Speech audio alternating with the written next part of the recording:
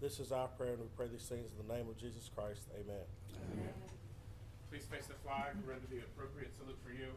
Keep in mind our prisoners of war and those missing in action as we recite the pledge. I pledge allegiance to the flag of the United States of America and to the republic for which it stands, one nation, under God, indivisible, with liberty and justice for all. Thank you again, Commissioner Jones and Commissioner Young. Mr. Clerk? That brings us to agenda additions, where there is one potential item that I'm aware of, and I don't know if you may be aware of any additional items, but I do know that Commissioner Gage Watts had asked to have the potential agenda addition considered to advance a special resolution honoring Judge Pamela Letier. Okay. Is our machine working? Is yours, do you not have? Oh, okay. It came up just Okay, now. good, yeah. Motion by Commissioner Johnson and second by Commissioner Jones. Commissioner Johnson. I'll yield to Commissioner Gage Watts. Okay. Thank you, Mr. President. Yes, this is an agenda addition to recognize the Honorable Judge Pamela Letier retiring, and I wanted to do it before the end of the year. Okay. Okay, we're ready And I'd like for to be added to. and same here. Oh, I guess Jeff. Jeff, there's going to be two added as of right now, Commissioner Johnson and Okay. myself to that resolution. And I'm sorry, if I could ask the control room to turn up the volume, and if I could ask all commissioners to speak directly into your microphones. It has been shared with me that there are some people who are hard of hearing in the audience today, and if we could speak directly into our microphones, it would help project that sound out. So I know that the temporary microphones we used may have gotten some feedback when you spoke directly into them, but these, if you can lean it towards you and speak into it, it may help provide that sound. And I'm sorry that I'm back to the I believe, opening a session, hearing to add those two items. One item. One item. One One item, there's item. just the one item? Okay, Two I'm sorry, I names, thought I heard a second. two added names for sponsorship. Okay, and those names were? Johnson and Burrell. Thank you very much. All right, the floor is now open for the public hearing on this addition. If you have any reason for or against, you can come at this time to express it. I see none. Public hearing is closed. Mr. Clerk? Okay, is there a motion to expand the agenda? Okay, yeah, there's a motion by Commissioner Johnson and seconded by Commissioner Jones. We can vote?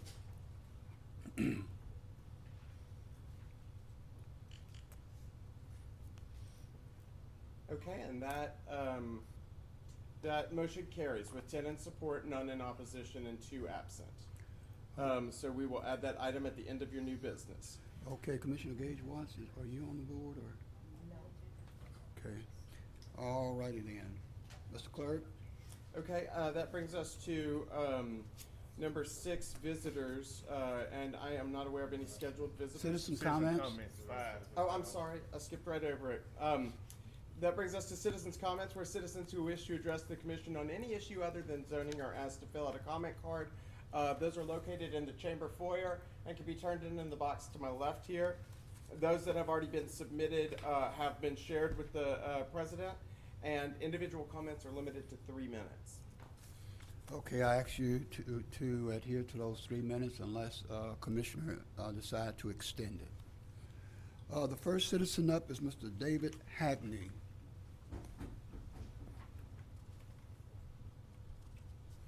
Welcome, Mr. Hackney. Good afternoon. State your name for the records, please. My name's David Hackney. I'm a resident of Shreveport. I live at 9660 Railsback Ridge, Shreveport, 71106, and that's in District 9. I spoke at the February 23, 2023 Caddo Parish regular session voicing concern on the Tim James Inc. CEA that the Caddo Parish Commission entered into. I'm supportive of private investment, but I think it needs to be done in the right way. From time to time, I've contacted Commissioner Atkins for update on information on the Tim James project, and he's always been very good at getting back to me. I've also been referred to Caddo Parish Attorney Henry Bernstein, I hope I'm pronouncing that correctly, and he too has been really good at getting back to me with information. So on October 16th, representatives of Tim James met with the Caddo Bossier Port Commission. They showed alternative routes, potential federal government financing program, and proposed a CEA between the port and Red River Express LLC, not Tim James, Inc. On November 9th, I contacted Attorney Henry Bernstein and asked if there was any update. He told me no new information. Thought that was interesting. So on November 13th, I attended the Caddo Bossier Port Commission. A resolution was approved for the port to enter into a CEA. That was Resolution 19 of 2023. The purpose of the CEA with the port and Red River Express is to have the port file for a federal loan under the U.S. Department of Agriculture. It's like for poor rural communities to get a loan. And my quick look at it is it's quite a reach for that program. And I would encourage all of you to look at that. It's called the Community Facilities Direct Loan Program. So Tim James and Caddo Parish said that this project was going to be privately funded and it was going to be on privately owned property. The land between Esplanade and 12 Oaks, just south of Flournoy Lucas, where 3132 extends, has 4 acres of Caddo Levy District land that the proposed roadway would cross. So that's a big problem. That makes the CEA inaccurate. Tim James bought $510,000 worth of residential lots in my neighborhood on July 1, 2022. Mr. Hagney, Could I have 1 minute? well, Okay. we have to take a vote on. First, okay, it's been moved and second to extend for at least 1 minute by acclamation. We're good. Yes. Thank you, I appreciate that. So Tim James Inc. bought $510,000 worth of property in my neighborhood. He pays $43.71 to Caddo Parish and Shreveport in property tax. Now, if I or anybody else spent $510,000 on a piece of property in Caddo Parish, you would pay about $8,000 property tax on it, not $43.71. I don't know how that happened, but that's not good. This free project is costing the parish $8,000 a year in lost tax revenue. Last comment. So Commissioner Atkins, when you proposed the Tim James CEA or introduced it in early 2022, you stated that Tim James had met with 12 Oaks homeowners and they were supportive. Tim James has never met with anybody, well, let me rephrase that, has not met with homeowners of Esplanade. I think it would be helpful if Tim James met with the homeowners and explained what some of these alternatives are that he's looking for. Okay, Mr. Hack. I would encourage you, thank you. Oh, again, Mr. Hagney, during this public comment period, the commission cannot respond back. I We're here to understand hear. it, thank you. Okay. Yeah, thank you very much. Everybody have a great Thanksgiving. Thank you. You too, Mr. Hagney. Okay, that takes us, I had Jeff to go so that the time would be flashed up in front of them instead of behind them. We can see where the time is, but they are not able to see it. So the next person up, citizen, would be Ms. Denise Moss.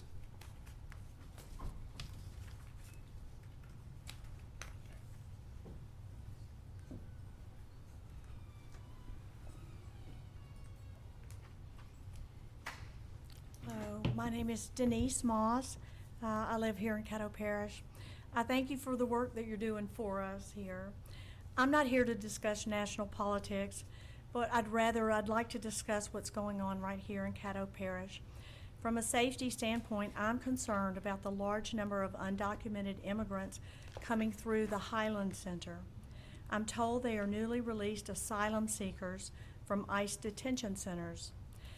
I've been told by an ICE supervisor out of the Oakdale Detention Center that it's often difficult to do thorough background checks on these people and that a credible fear test is not too difficult to pass. I'm concerned this is a safety issue for the Highland Center in particular, as well as the surrounding community. There are community-based programs that coincide on their campus, as well as children's programs. There's nothing to keep them from walking out of the building and disappearing into the community. I'm addressing you today because the organization LA Aid that organizes this has received grant money from Caddo Parish, and I'm sure you're aware of this. But in the grant guidelines under number 3, it specifies that the money must be used for economic development in Caddo Parish. Number 4 stipulates the money cannot be used to benefit non-Caddo citizens. And that's not exactly how the money is being used right now. I would propose that we take our resources and correct the problems that we have here in Caddo Parish.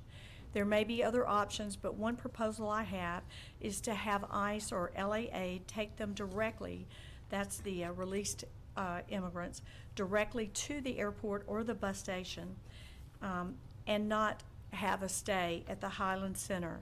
This would alleviate the possibility of them dispersing out into the community and causing harm to others, and especially children.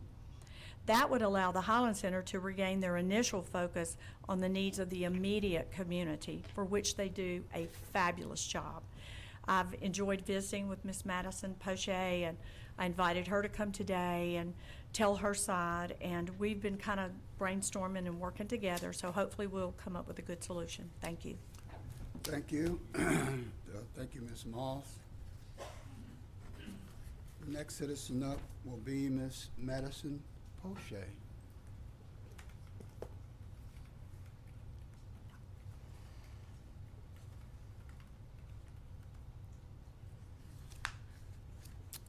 Welcome. You have 3 minutes. The time is on the clock. Try to talk fast. Hi, everyone. I'm Madison. I'm the executive director of the Highland Center, and I know there have been some new questions about one of the programs in our building, so I just wanted to address some of those things clearly and factually, and I also just brought some information with me that I'll pass around. So first and foremost, all clients at the Highland Center must be supervised at all times by their programs. The only exception to that is when a neighbor comes into our library, when we are open, we have receptionists there that are keeping an eye on them. So the Highland Center is actually 3 separate physical buildings. We have receptionists on duty at entrances, checking in and checking out every guest that comes through. We have an evening overnight security guard who's able to respond to any issues or questions that come up. Any programs that involve children have their own separate entrance, private secured entrance, and then there is limited access between buildings. Actually, recently, I'm proud to say that we were awarded about a $100,000 security grant from FEMA. So we'll also be continuing to upgrade some of our security processes and door access control things over the next year. Oh, I'm already out of time. Okay. Moving on. So I'm sure you guys remember, I think it was 2 summers ago, when there were a few dozen Haitian women that were just dropped at the Sportran terminal. And so these women actually had been legally approved to travel to their sponsors and continue the asylum case as it stands, asylum process as it stands now. under the supervision of their financial sponsor. However, they had not been told where they were going. They had not been given the opportunity to contact their families. And so it ended up being very chaotic for our public officials, for Sportran, for the women, and it doesn't have to be. So luckily there were a few church volunteers that showed up. They got a Haitian Creole translator out.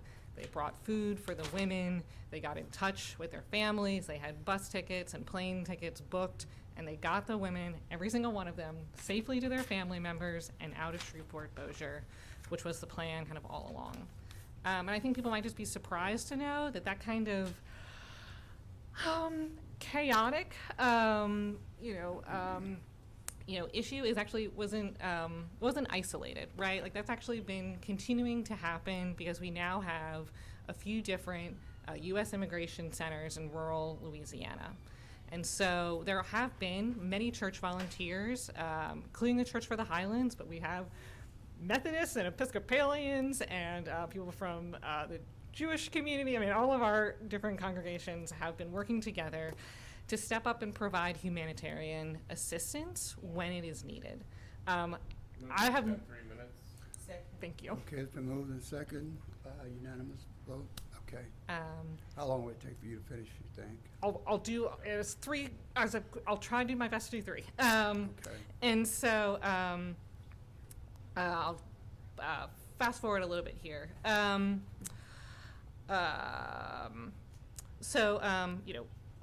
Over the past few years, the volunteers have really been working quite tirelessly and effectively to establish communication with the immigration centers, to establish protocols, to make sure that every single person that's legally approved to go to their sponsor and legally approved to continue their case is able to do so safely and to leave our community to get to where they're trying to go. So now, the vast majority of times, immigration centers are bringing people directly to the Shreveport airport. And so I don't know why they can't do this themselves, but they give a list 3 days in advance to volunteers. The volunteers contact people's families. They buy bus tickets or plane tickets. The volunteers meet people at the airport. They hand out snacks. They have their printed ticket. They have translators available. And they make sure that this process is just as smooth as possible for every single human being that is in our community and has a legal travel plan. Of course, as you've heard, there are times when the ICE or immigration centers need extra help. That bring people right to the airport doesn't make sense. And so the office at the Highland Center has been able to continue to provide this support where people can, every single person is, checked in, they are documented, they have gone through the legal process as our government says that they have, and they have a place to go.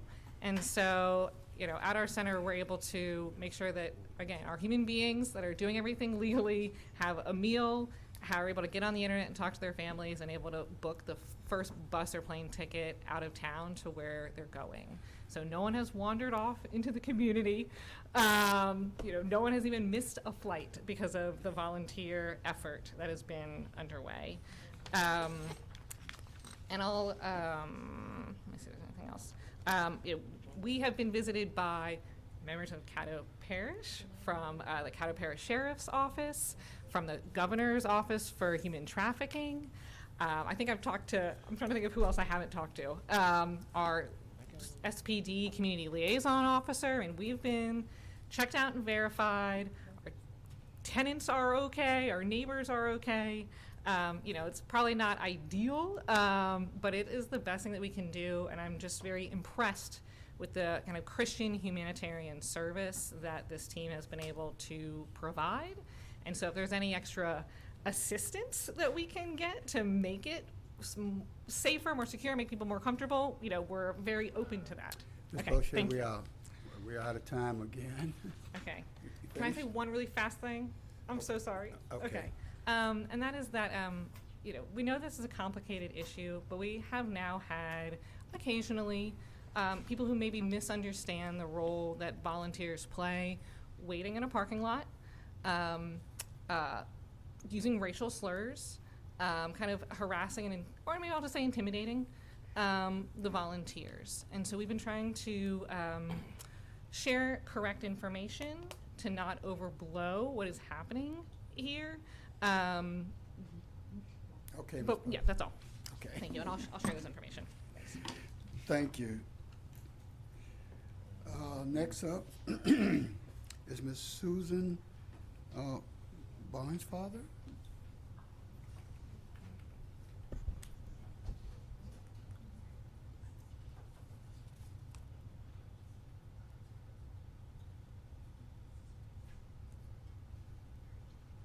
I didn't want to murder your name, Ms. Barnesfather. That's the closest I could get.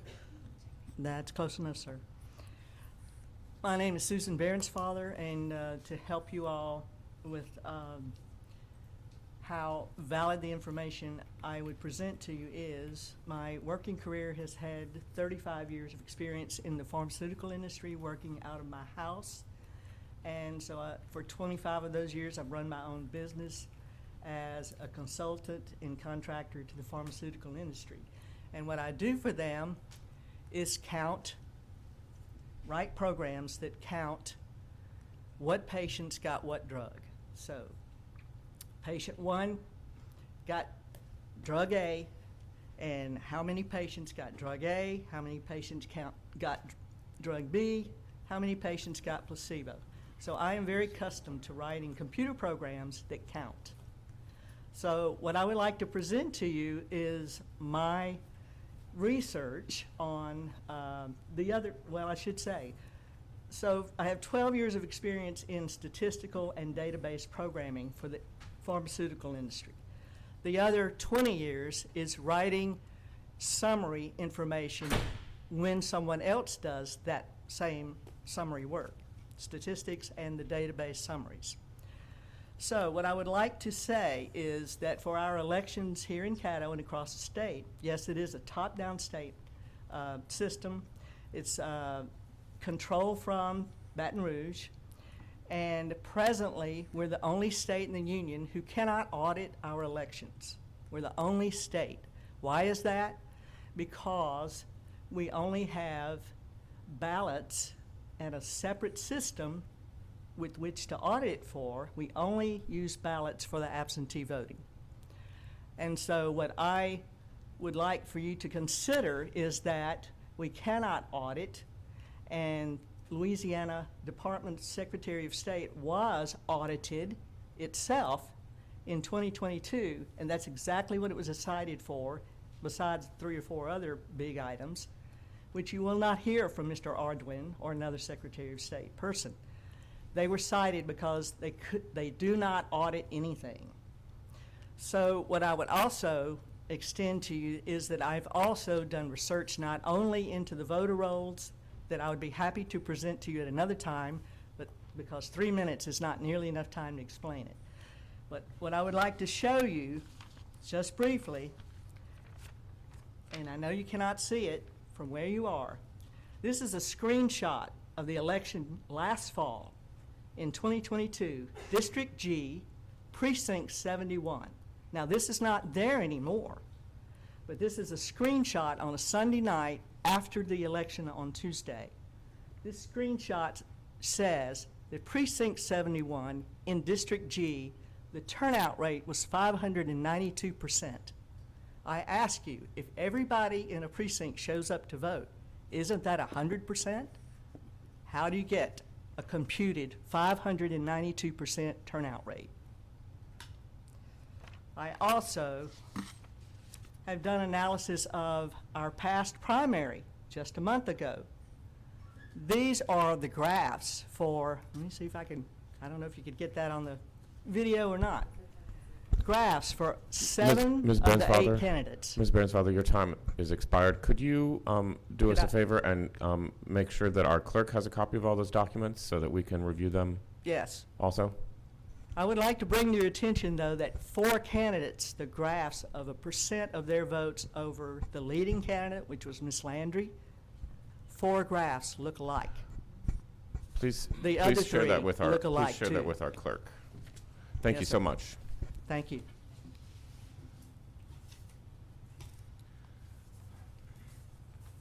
All right, our next public comment is from Ms. Candy Peavy.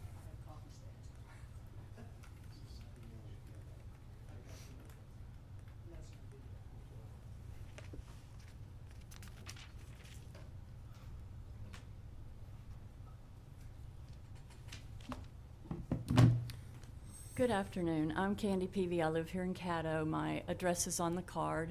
And the last time I was here, I was testifying about election integrity issues. I sent an email to all of you last night. I don't know how many of you have had the opportunity to look at it. Okay, great. So now that we've had a very interesting sheriff's race, I don't know how many of you have ever seen a race where it was only one vote difference, but that's really, really rare. And I don't know what the process is going to be right now with the two candidates. I have no awareness of that. But I'm wondering, have you asked yourself, what would you do or how would you feel if your race was lost by one vote? And do you think it's good governance that our elections cannot be audited except for those absentee paper ballots in this state? That's the only way you can audit any election right now. And I think, if I'm not mistaken, Commissioner Johnson, you know about that, correct?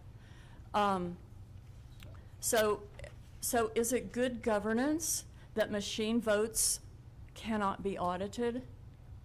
Doesn't that disenfranchise tens of thousands of voters in Caddo Parish if it comes to an audit or a recount, that all those machine votes are worthless? They can't be counted. It's only those paper ballots. And to me, that's a big problem. So I also have something I wanted to read. This is the Election Integrity Louisiana Department of State Performance Audit, March 9th, 2022. It was done by the Louisiana Legislative Auditor, and I just want to read one sentence out of this cover letter.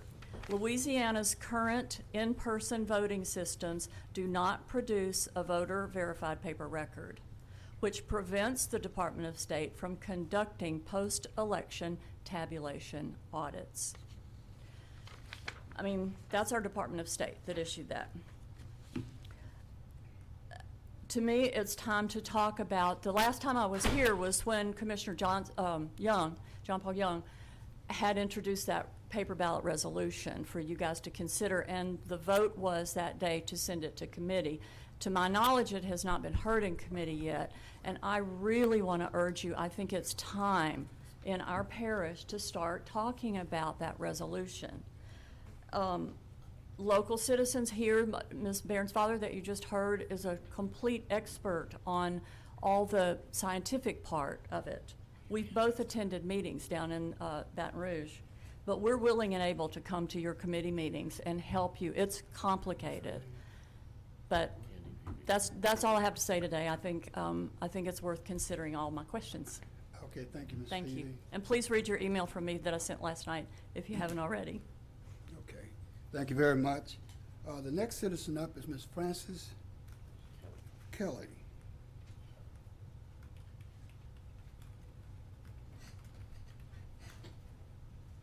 Hi, I'm Frances Kelly. I'm with Louisiana Advocates for Immigrants in Detention. And I was mainly coming to hear if there were any questions.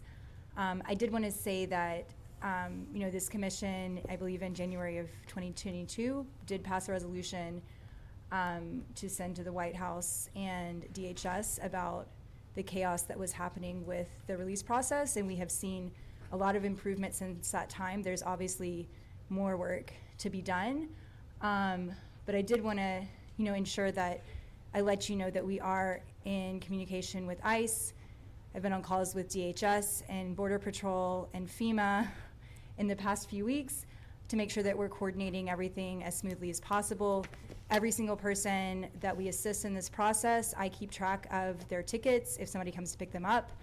I have all that information right now. I'm still looking at tickets that are coming in today. So just the idea that people are wandering off into the neighborhood, that's not happened.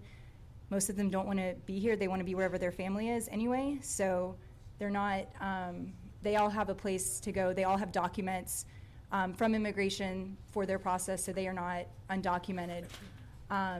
And yeah, we've had no incidents. Everything has been smoothly. And if there are things like flight cancellations, like because of weather, we're in communication with TSA at the airport. We go pick people up, make sure that they have a place to stay, make sure we get them back for their flights. So I'm just here if you guys have any questions about our program. Okay, thank you, Ms. Kelly. Okay, I think that's our last public comment. Mr. Clark? We've not received any additional requests for public comment. Okay. So would you like to move forward to? Yes. Okay, we have no scheduled visitors, so that brings us to reports, where the administrative report is first, and you do have that copied, and you also have a print copy of your monthly financial report. Madam Administrator? Yes, sir. Good afternoon, Commissioners. Good afternoon. Just wanted to let you know your October financial statements are at your stations. We have the numbers for detention. We have 21 in detention. 9 are 17-year-olds and 9 are OJJ. We have 13 at CCC. Also want to recognize Mr. Rusty Scarborough, our park manager at Walter B. Jacobs. Mr.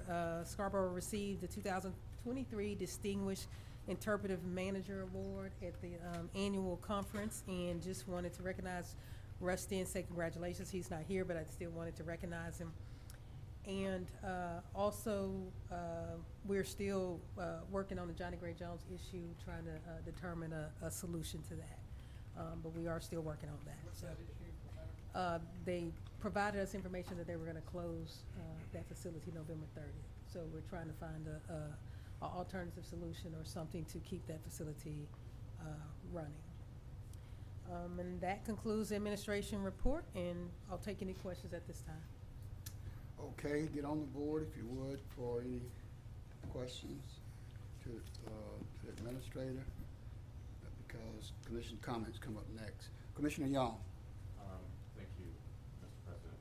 Madam Administrator, we heard from a citizen today about the Tim James project and the port's role in it, and you're in a very good position to give us information about that, I believe.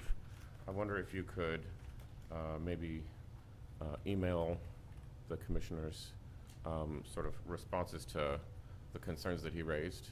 Yes, sir. I'm sure some of us are interested. Yes, sir. I'll work with the port director to provide you all an update on that. Thank and you. the port's road. And I also wanted to ask about the request for proposals for the opioid funds. Yes, sir. Is that- We are proposing to issue that opioid in December. Okay. The responses will be due back next year. Okay.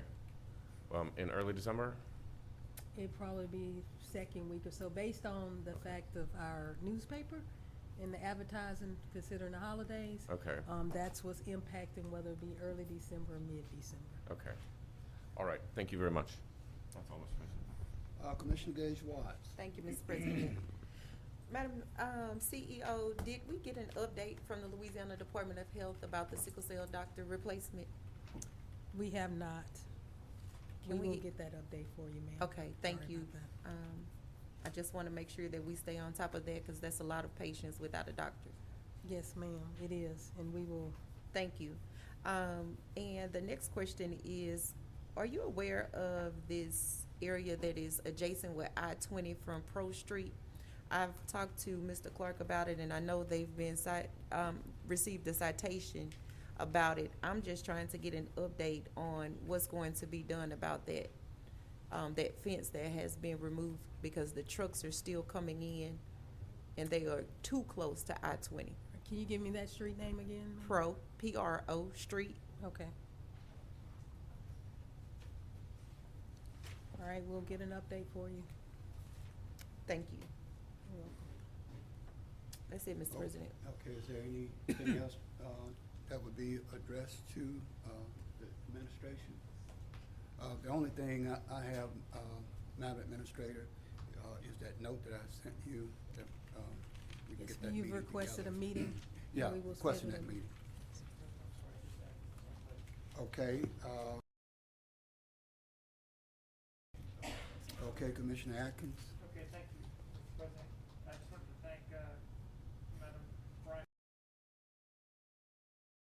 Challenges associated with the food distribution and polling overlap, so thank you for working hard to resolve that. And I'd like to also thank Commissioner Jones for his efforts and Commissioner Young and their efforts to resolve some of those complications. So thank you all for that. Yes, sir. That's it, Mr. President. Okay. Commissioner, well, anyone else for the administrator? If not, we can go ahead on to Commissioner's comments or remarks. Commissioner Johnson. Yes, I'd like to also commend the administrator with the this past weekend on the food distribution. We had one in the MLK area at Willis Chute, and it was well received. It started at 9 o'clock, and actually cars were there before 8 o'clock. We finished up about 11:30. We had cars from Willis Chute, if you're familiar with MLK, from Willis Chute all the way down to David Raines, basically waiting to get the food boxes. So well needed, well deserved event that we had. Also, Love's gas station truck stop had their grand opening on Friday. It was also well received. Every time I pass through there, there's a lot of people getting gas, and the Carl's Jr. Franchise hamburger place is getting a lot of business through the drive-through. On North Hearn, from Huey Huckabee to North Market, I got some complaints about not having lights on North Hearn. If y'all could get that issue addressed through either DOT or the city of Shreveport, whichever one actually owns that piece of property on that strip there. Because people are walking, and at the last minute they see somebody that's driving, they see the person walking, and a lot of times they don't have on anything reflective, so you don't want to have a casualty there. I was at the airport about 3 weeks ago, and some of the airport people were a little, I guess, disturbed about some people being dropped off at the airport and then just sitting there. And maybe part of the immigrants that were coming in, I don't know. But they told me there was a white bus with bars on the window, and they would drop people off, and people will sit out in front of the terminal or sit out in the bus area and just wait. And some of them walk around through the terminal, and some of them don't. So, I mean, if that is what they're doing, I think that they need to have some kind of communication with the airport workers, because a lot of them are really on edge about people just being dropped off and not knowing what's going on. I think that's about it. And I did see some strange people at the Popeyes at Greenwood Road and Jewella, and they were just sitting out on the corner, just hanging out. One guy was actually talking to a pole. So I don't know if that was some of them or not. Don't really know, but I've been keeping an eye on that area just to make sure that I hadn't seen it. And that was the only day that I actually saw that. So just want to keep an eye out and make sure that we know what's going on in our parish. Yes, sir. All right, that's all I have, Mr. President. Okay, Commissioner Gage Watts. Thank you, Mr. President. I would like to suspend the rules. Is Madison still here and allow us to ask her some questions? Okay, it's been moved and second. She's still, it's been moved and second, by unanimous vote. Okay. Who, Ms. Poche or Ms. Kelly, or both of those? Both of them, because I don't know who will be able to answer it better. I just had a couple questions for you, Okay. and I think one of them was just raised here about, are the immigrants, are they allowed to be off-site? So for their own protection, Because honestly, we have had, especially recently, people in the parking lot taking video of them. You know, one of our volunteers is a Black veteran who went out there to help them cross the street, and there was like racial slurs that were said to him by someone that was watching. Because for their own protection, we don't have them leave the church unless like we're taking them somewhere. Okay. Yeah, I was gonna also, I guess, like speak to the person that said something about the airport not knowing, because Madison and I met with the airport in May. I think it's important for us to make sure that everyone understands that a volunteer is with them at all times, even if they're off site. Yeah. Okay. Yeah, we So- take them, obviously, we don't go through security with them because, like, we could get passes, but we're there every day.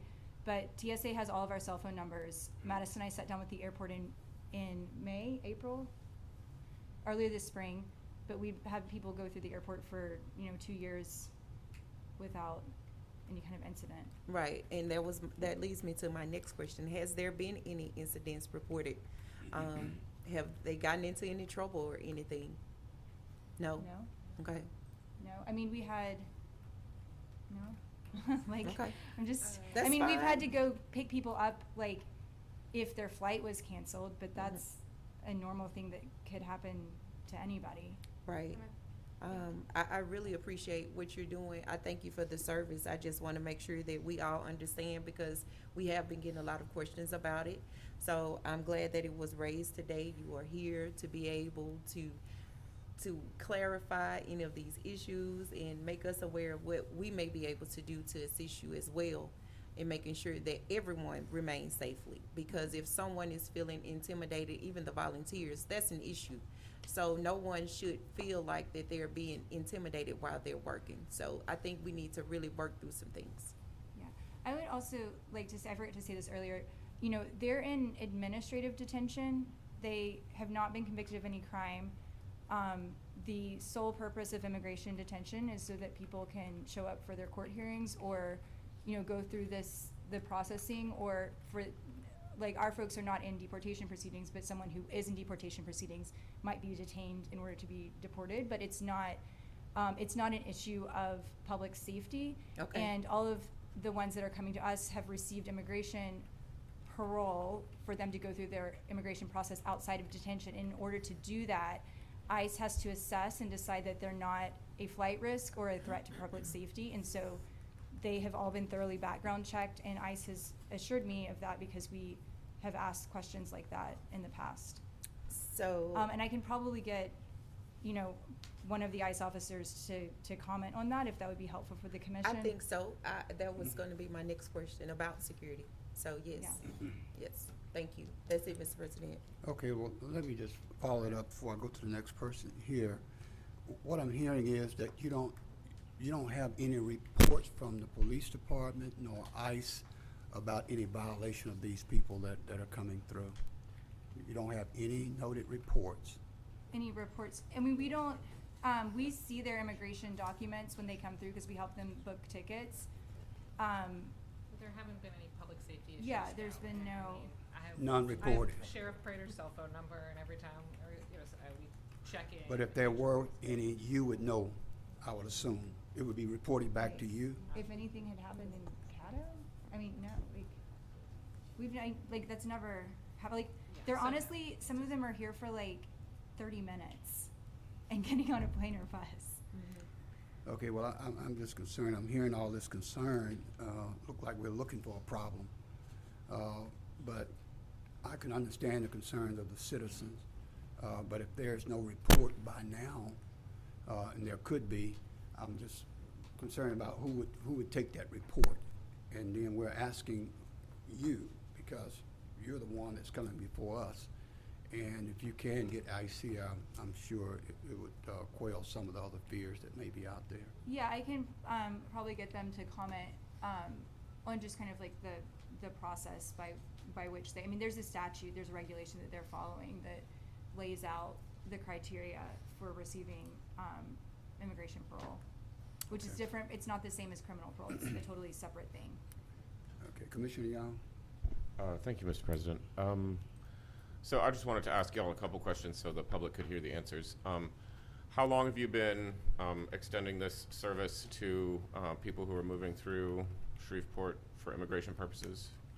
We started in the spring of 2021. Yeah, we had a few people before that, but really kind of in an organized fashion. It was in March of 2021. So over 2.5 years now. And are you paid for your work there? I'm part-time, and we have like another part-time person and a couple of AmeriCorps Vista volunteers and a UTA senior worker. You're currently paid, but when I met you before, No, you were not being paid at all. I did Is that right? a year without being paid. And Right. I'm paid part-time, but I often am doing 100 hours a week. Okay, so part-time for 100 hours a week. That's a great service to our community. I thank you. Is there any other organization that has stepped forward after having learned about you to try to take this burden off of the Highland Center, house people momentarily in another place, get them to the airport, translate for them, give them any food? We're the only post-release organization in the entire state of Louisiana and Mississippi. And we Okay. have volunteer groups in other cities, but it's just us. And what do you think would happen if you decided to stop doing this tomorrow? I don't know. I just know that every time we have conversations with ICE about capacity, I know that they're pretty reliant on us to help with this. I mean, obviously it would be easier if there were not detention centers in rural Louisiana that are far from major airports. There is an NGO in Dallas that has started taking some of the folks, so like they'll go directly to an NGO in Dallas, but that's pretty recent, and they're taking like maybe one group a week. We do have Okay. other partner organizations that we work with that do other aspects of immigration legal services or resettlement services, but we're the only ones that are doing post-release in Louisiana. Okay. I would also just like to observe, I live 2 blocks from the Highland Center. This has been going on for 2 years. 2 blocks from my house. I've never heard anyone raise their voice even at the Highland Center. I walk my dogs past there every day. It's like, it seems perfectly safe to me. I wouldn't tolerate it if it seemed to be bringing a nuisance or any danger into my neighborhood, and I would notice immediately. I know both of you, especially Ms. Poche, live in the neighborhood. I think you live kind of close by. And we would not bring anything dangerous into our neighborhood. And if you weren't doing this, and even just one busload of people got brought there, then there would be a danger in our neighborhood, because there would be quite a few people who had nowhere to go and no one to speak for them and make sure that they had what they needed so they wouldn't be desperate. So I want to thank you on behalf of the whole parish for the fantastic work that you're doing. Thank you. Okay, Commissioner Chavez. Thank you, President. Thank you guys for what you're doing. Obviously, you guys have a big heart, and there's a lot of people where they need somewhere to go. My only question is the conception of how this happened. You mentioned that you guys were not part of this, and a bus of Haitian women showed up. How did ICE, how did our federal government just deem Shreveport, Louisiana as a good place to send a bus? And then how did they contact y'all, or how did you guys get in the mix to say, hey, here's a bus of people that are looking for asylum, you guys are going to be responsible? Yeah, so in 2021, that was the summer? Yeah, I guess like the first part of 2021, and even before that, volunteers were driving to these rural detention centers to pick people up. We couldn't keep up with that.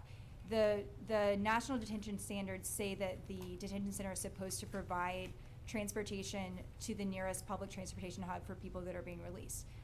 Obviously, that's something that works if the nearest public transportation hub is like the Atlanta airport or the Dallas airport, where there's people that speak multiple languages, where there's flights, hours of the day and night, where they can change currency, where like it's, that works better. So we never were told why they dropped off people at the bus station. We think it was new ICE officers that came in and they were trying to comply with the regulations. But what we have pushed for is that there be coordination and clear communication, because many of the folks that we assist don't speak English, and so we provide translation into their languages so they understand where they are, how to get their tickets. And so that happened in July. We did there was actually a bus that came earlier that day that was mostly Latino men, and one of the Greyhound staff speaks Spanish, so most of them actually got their bus tickets out with no problem, before the Haitian women were dropped off. So through that process, we filed a civil rights complaint after that happened to say that this wasn't a safe manner to do it. We're obviously concerned about these women, and many of them didn't have phones, and many of them only spoke Creole. So we didn't want that to happen again. And we had also had other instances where people ended up stranded because of the way that people were released and being picked up by taxi drivers, and just it was very chaotic. And so it has improved a lot. In August of that year is when we started receiving buses directly from ICE with the names ahead of time, the phone numbers ahead of time, so that we could contact the sponsors about tickets. But before that, I was often driving 15 hours a day to pick people up in our church van, and we couldn't, keep up that pace. And so they are legally required to provide transportation to the nearest public transportation hub. So we have operated out of the Highland Center. We have more recently been having them come directly to the airport because it's easier when they're already there. We can help them through security, and we provide transportation to the bus station as well. Do you work for the Highland Center? I work for Louisiana Advocates for Immigrants in Detention, which is a separate NGO, but the Highland Center is kind of a parent organization. There's several different nonprofits and other small businesses that rent space there, and it's the way. So just to be kind of clear, I guess, I'm really the landlord, and so we have multiple. Oh, sorry. I represent the physical building, and we have over a dozen organizations that pay market rate rent, that have leases, that have liability insurance, and so it's kind of a nonprofit office center. Okay, so it wasn't like the Greyhound bus, like a bunch of refugees showed up or people seeking asylum, and they called the Highland Center because they didn't know who else to call. No, they were coming directly from ICE. Yeah, but Sportran did call us. Us being not the Highland Center. Me. Yeah. Well, I guess, yeah, they called me. So where were you functioning out of before you guys started renting property from the Highland Center? So my church is Church for the Highlands, and we were not a 501c3 at the time.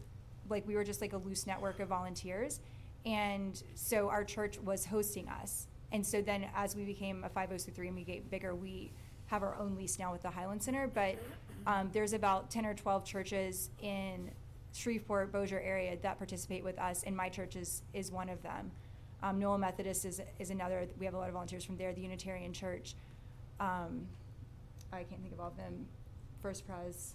There's various churches that have participated. So we were just like a handful of volunteers at the beginning, and now we do have a 501c3.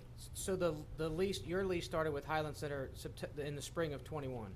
No, we were just operating as a ministry of the church at that time. So the church has been there since it began. Like the Church for the Highlands has rented space at the Highland Center since that church was founded, and before my organization was its own organization, we were basically operating kind of as a ministry of the church. And now, because we have our own offices there, we are paying rent in addition to the church paying rent to the building. I can just answer your original question. Sure. So I think maybe just to clarify, so there are a few different immigration centers that are in rural Louisiana. And so as people are reviewed and background checked and have their credible fear interview and their sponsors are approved, the immigration centers will bring people to the nearest hub. And so usually that's Shreveport, so that's our airport or our bus stop.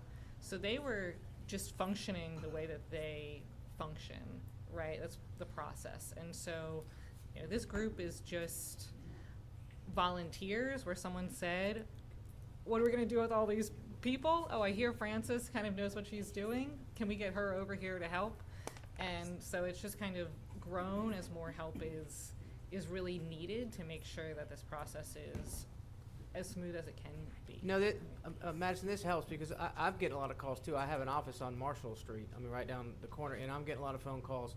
And the people are asking, why is the Highland Center now this this intake? So it's not actually the Highland Center. Y'all are just the landlord. It's your organization, Francis, is what called? We're Louisiana Advocates for Immigrants in Detention. Got it, okay. And yeah, like all of their processing is done while they're in ICE custody. So like we're not, ICE has already identified their sponsor, which is usually a family member that's somewhere else in the United States, and has already done all of their paperwork. They all have immigration paperwork. And so we're just basically function as like almost like travel agents, like helping them understand how do they get their ticket to get to where their family is. And usually we're communicating with the family members ahead of time. Sometimes we have to correct a phone number and then they're able to get their ticket. But mostly to help their family members understand what's the name of the airport, what's the name of the bus station, what day are they being released, what time should they get the ticket for. This explanation helps out a lot. We were just under the impression, the people that call me, that ICE, the federal government, is just dropping off people at the Highland Center. And the question's always, why did they choose Shreveport, Louisiana, and the Highland Center of all places in America? So this makes a lot more sense. Thank you for the explanation. Yeah, we always, and that was one of the things that we have, because before, we were not knowing ahead of time, not when they were bringing them here, but when we were picking people up.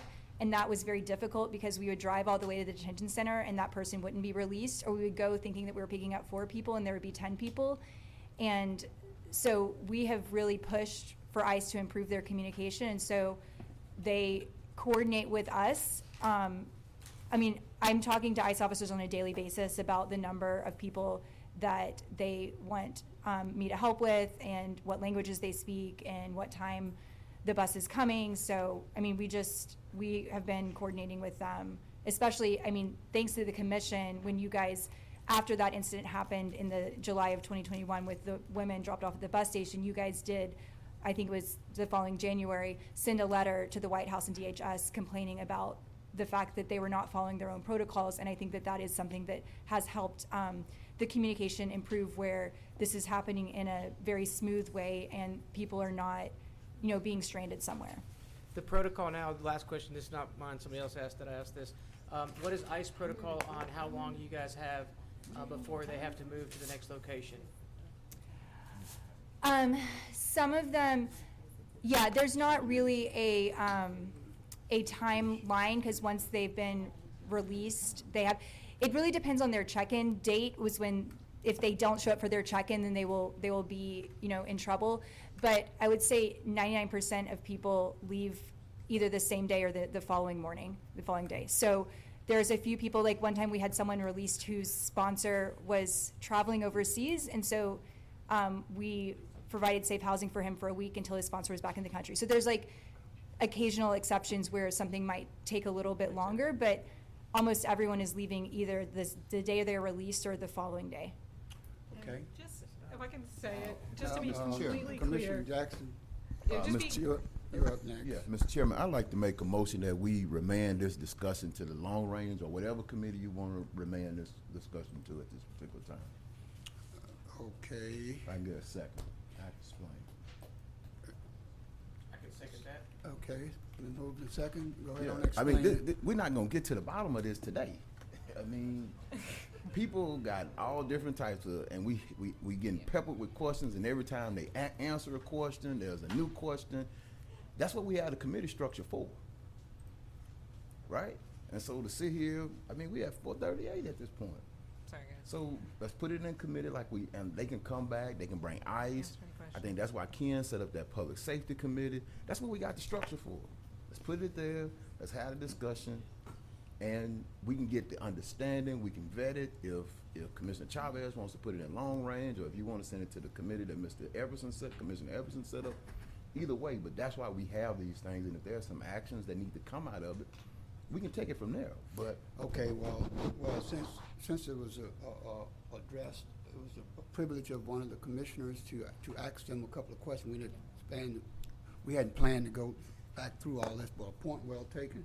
Yeah. So since there's a motion on the floor and a second, would you want to amend that motion to take it into something, or because all we have is a motion and a second, and I don't know what the Motion content is? to remand this matter, this discussion, the issue to whatever committee of the president's choosing, or, I don't care, long-range planning committee, I'm good. Probably public safety. Or public safety, it doesn't matter, Okay. whatever we feel it, whatever you feel it categorizes as. Okay, it's been moved and second to remand this issue to Public Safety Commission. If there is no question, we can vote. We can vote. Commissioner Johnson? Thank you. And that motion carries with 10 in support, 1 in opposition, and 1 absent. So at this point, we're Okay, it's been moved and second to go back into the work session. All in favor? Aye. Say aye. Okay. I was on the board for communications also, so I Okay. saw there was other commissioners on there, and I'm not sure if they were on there for communiques or not. Okay, Commissioner Gage Watts. We're back on communiques. Commission remarks. Okay, thank you, Mr. President. I wanted to make sure that I acknowledge, Mr. Clark, who has been very responsive about the issue that I raised to you, Mrs. CEO. That company that is located on Pro Street, I've spoken to him several times, and that's how I am aware that they have been cited about that. So I just wanted to make sure that I thanked him, because every time I call about anything, he's always there to address those concerns. My next issue is the lighting that is on 3132. I know Mr. Kent said that we had some funding out there, but it's still very dark. I'm still very concerned about the curb that comes on to 3132 from I-20. There are a lot of wrecks there, a lot of turnovers. We really need to get with DOTD to find out if we need some flashing lights there as well as those signs. Which intersection on 3132 again? That's right before you get to West 70th. Okay. And I also wanted to say, thank you to all of the volunteers. Thank you, to our administration for helping to set up the food distribution sites. That was a great way to help a lot of citizens on this Thanksgiving season. And while I'm being thankful, I don't know if you all received the message from the Shreveport Regional Airport that they have surpassed their passenger numbers since 2019. Travelers are traveling again, and they're choosing to travel from Shreveport. So I joined Director Blackwell in saying thank you for choosing to fly Shreveport, especially out of District 7. Thank you, Mr. President. All right, Commissioner Jones. Thank you, Mr. President. First, I want to thank the administration and the volunteers for the food distribution at A.B. Palmer Park on Saturday morning. We had a lot of volunteers show up, a lot of folks who were helped and who were very thankful for what they received. And I'm just glad that they're going to be able to enjoy their Thanksgiving, not having to worry about groceries this week. And so I think that's a big deal. It may not be a big deal for some of us who don't have to be concerned with those issues, but there are people who are hungry out there and cannot afford groceries as prices continue to steadily go up every day. And so it was just a humbling experience to see so many people be grateful and just thankful for the opportunity to be able to participate. Even had some of my students come all the way from Blanchard to Cedar Grove to come help out, and so they were grateful to be a part of that experience. So I'm glad we helped so many families.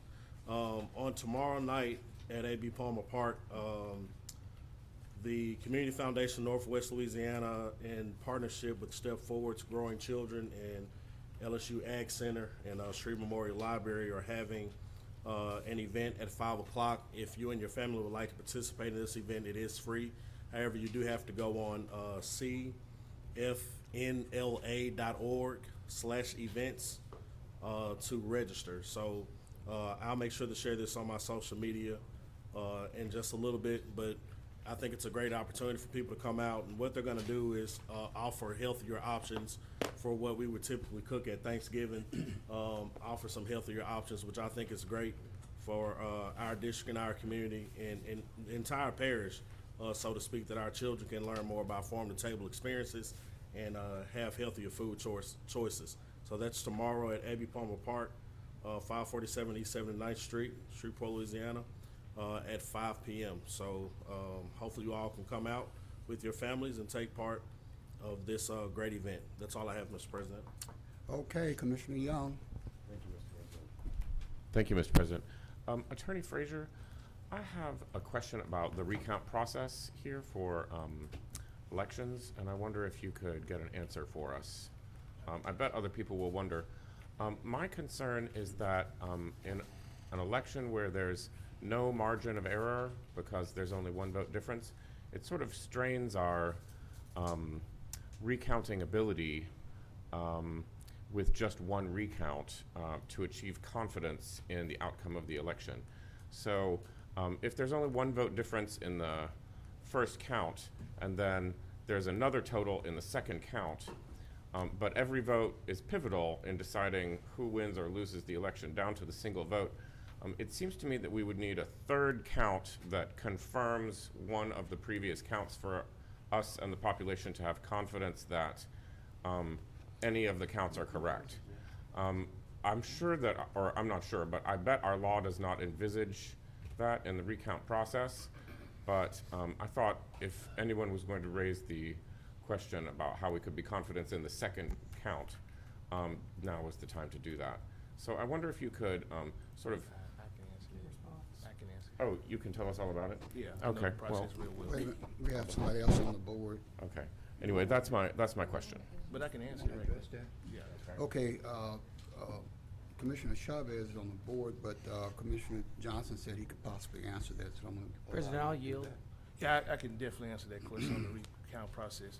The recount process basically has the clerk of court, the register of voters for Caddo. You have a Democrat representative from the DPEC, and you also have a Republican representative from the Republican public parish executive council, and then you have a member from the Secretary of State. So all those will count each absentee ballot and each early voting ballot. Then, as a candidate in that election, you can have a representative there as well to watch the count. So they'll go through each one and say who has a vote, and they all keep tally. So that's at least 5 people that's will be counting those votes again, and along with the representative if that candidate has somebody there as well. So it sounds like they have a surefire system for Yes. recount. It is. Okay. All right, Commissioner Chavez. I just want to get I want to make a statement, but I'd like to get a point of clarification from Commissioner Johnson on that clarification. The machine votes that happen the day of the vote, those are not counted, correct? So it's only the early votes that get counted. The absentee early.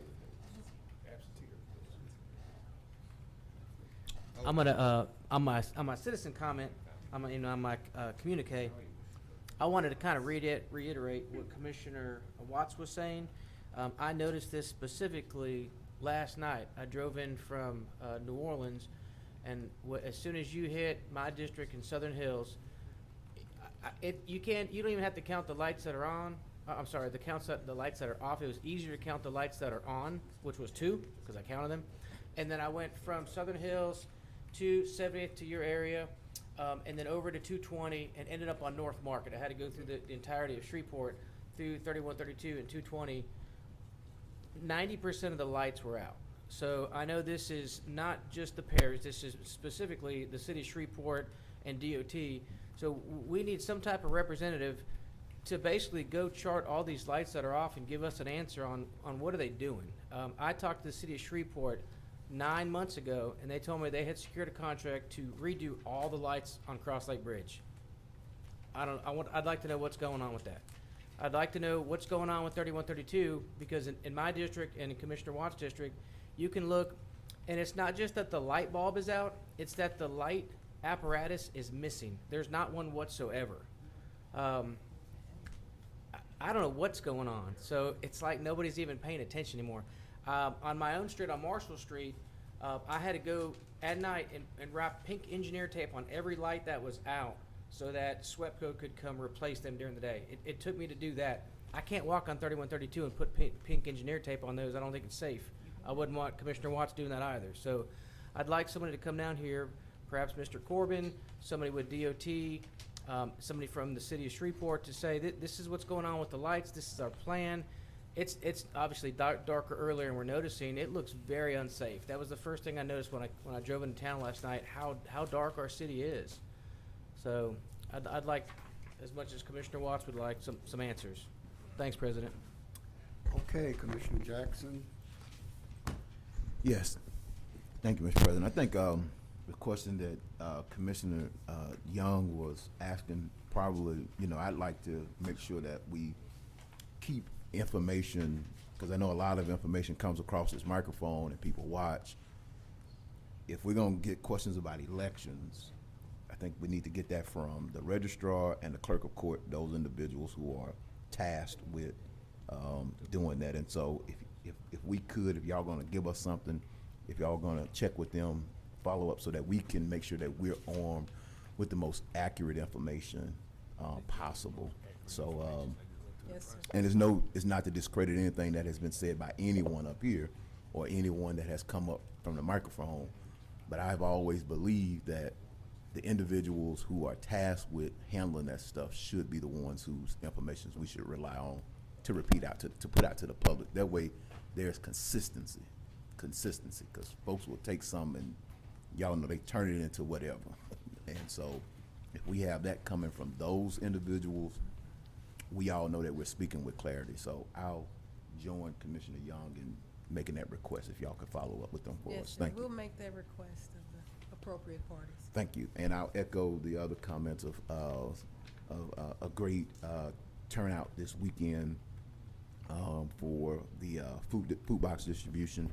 There's a lot of need in our community around food insecurity, and so want to make sure that that we are addressing those issues adequately in our community. And I don't just see one type of individuals coming through that line. I see our community. I see a makeup and reflection of our community that comes through those food distribution lines. And so I don't want folks to think that it's just one type of individuals or families that come through. And they're all thankful and they're all grateful for what we're doing for the parish. So, and I believe we had to lean on the school board this time for some additional sites. So thank you to Dr. Gorey and Coach Greer for helping us out, secure those additional locations to make sure that we were able to not interfere with the voting precincts.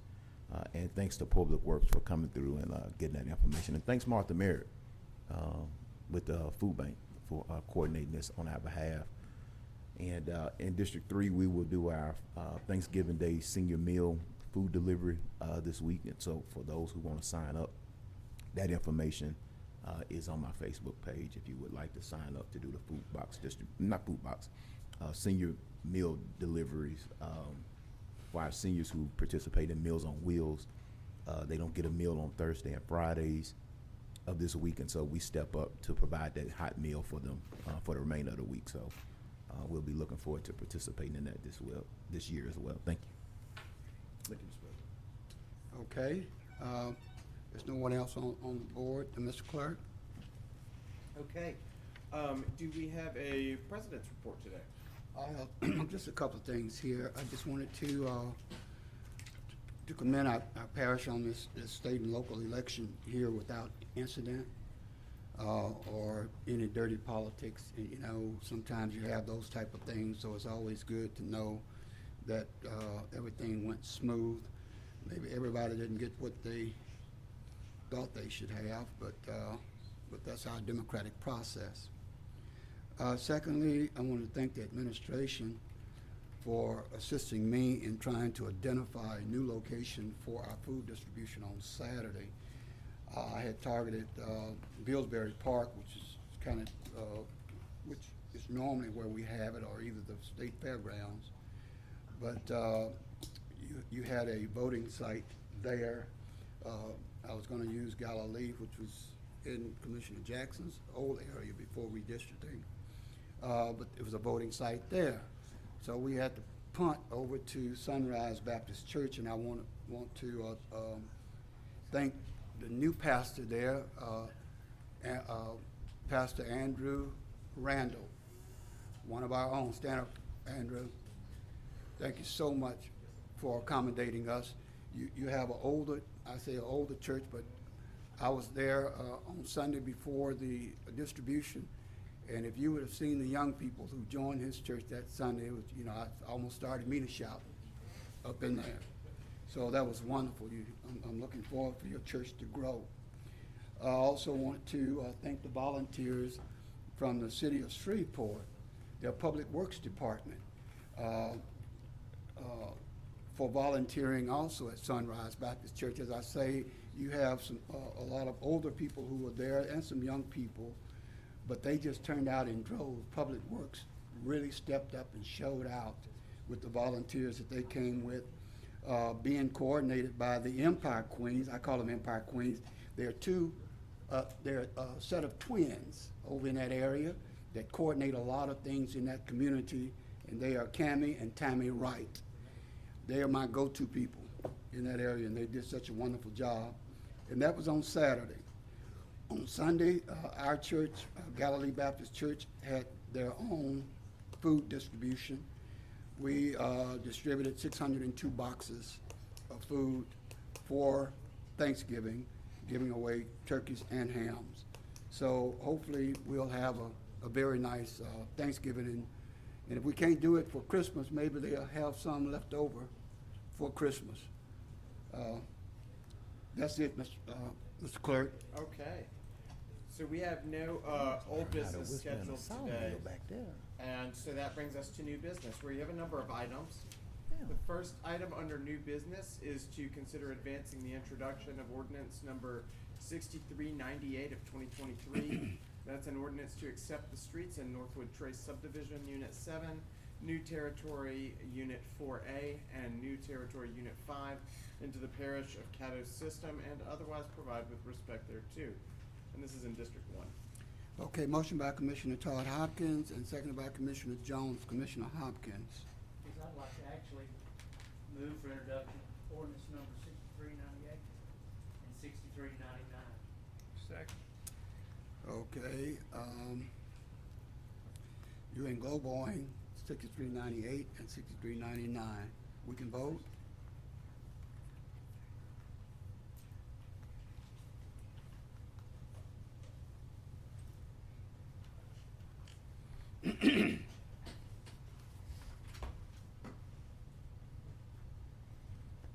Commissioners Jackson and Gage-Watts.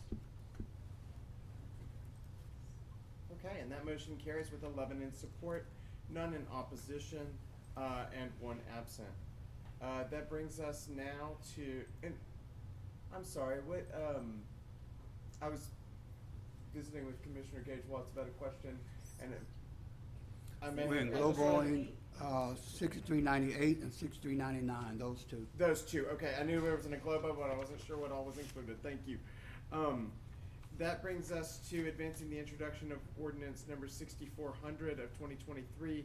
That is an ordinance to deem property surplus and authorize the sale of surplus property owned by the Parish of Caddo and otherwise provide with respect thereto.